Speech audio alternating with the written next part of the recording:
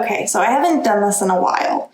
I need to get back into it. Like I've done this a couple of times before where when I've been off of YouTube for a while, filming is difficult. Editing is difficult. Coming up with content is difficult. It's all difficult. And right now my dryer is running. So if you hear it, it's just my dryer. It's life. I was going to say I'm mom-sanity, but this channel is Jessy Walker, which means it's even more of a mess. But anyways, I have a blog, and one thing that I do to help me blog is I will sit down and I'll just start typing whatever is going on. If I just feel overwhelmingly in any way, I will just sit down and type, and typically they don't end up finished, or it will be so emotional that I'm like, yeah, I'm not posting that on the internet for the whole world. Sometimes, you know, it's too opinionated, too, what's that word? I feel like it starts with a C. Finally remembered the word. It's controversial. Controversial. I don't know. Controversial.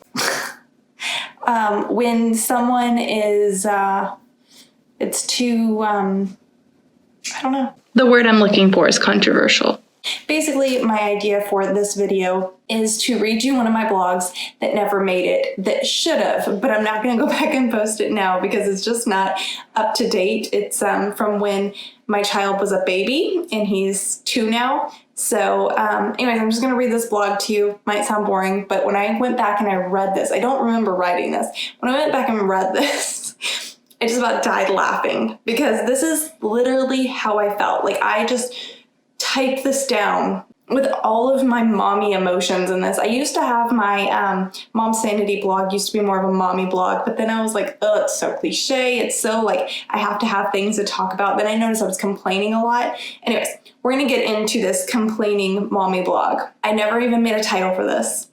It says, some days it feels like motherhood is just a battle to keep your child alive. Am I the only mom to wake up several times through the night and just hopes their child isn't dead? Yes, I actually wrote that. I get so used to having to be within arm's length of him all day, it's hard to transition out of that state of mind at night. During the day, 8 million things can go wrong if you blink too long or walk more than 2 feet away from your baby. But at night, you're just supposed to go in another room and sleep for 8 hours and just trust that everything will be okay. I struggle with that. If he sleeps too soundly, I wonder if he's not breathing, and the longer I wait to check on him, the less likely he will be able to be resuscitated. But obviously, if he's not sleeping, well, I worry what could be wrong with him. As tired as I am these days, I look forward to him waking in the night for feedings. At least I can go back to bed knowing he's okay and his tummy is full. I know this sounds like the rattlings of a crazy person, even to me. During the day, oh Lord, it's like he wants to die. Yes, I wrote that.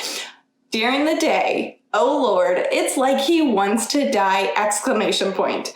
I mean, I'm sure being stuck in a house with me all day isn't the most fun, but does he really need to dive off the bed head first, chew on a surge protector, try to drown himself in the bathtub, or throw himself off the changing table? Taking care of a baby is like trying to keep an egg from getting cracked on a roller coaster. It's like every day he finds a way to top the previous day's baby version of a hold my beer moment.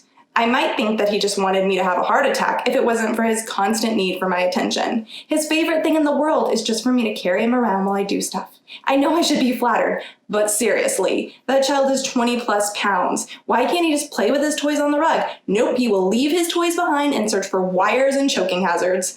I guess I'm doing good though. There hasn't been any emergency room trips yet. Unlike my old Tamagotchi, there isn't a button to press to read his health meter. And that's where I stopped. Yeah. Those first few months were pretty rough on me. Apparently that wasn't a good day. I hope you laughed. I would love to share future unpublished blogs with you. Sorry, I'd love to share unpublished blogs with you in the future. But I feel like that one was probably long enough for today. I will see you guys later. Thanks for hanging in here with me while I'm going through my weird YouTube period where I'm like, I'm not filming, I want to film, my videos are kind of lame, I don't know what I'm doing anymore, this video's over.